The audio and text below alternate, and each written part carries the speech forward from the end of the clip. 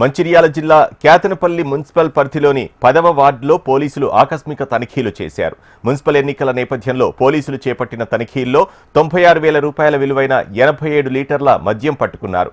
అక్రమంగా నిల్వ చేసిన మద్యం 10వ వార్డు స్వతంత్ర అభ్యర్థి గొల్లపల్లి మహేందర్కి చెందినదిగా పోలీసులు గుర్తించారు. నిందితులపై చట్టపరమైన కేసులు నమోదు చేసినట్లు ఎస్ఐ తెలిపారు.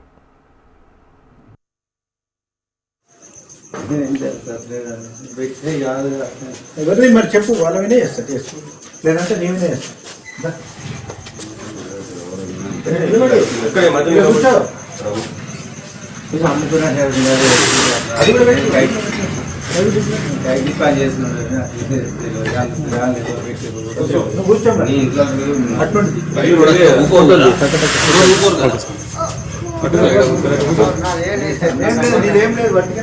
వీడియో ఆఫ్ చేసి అన్న ముందడుగు పెట్టాను.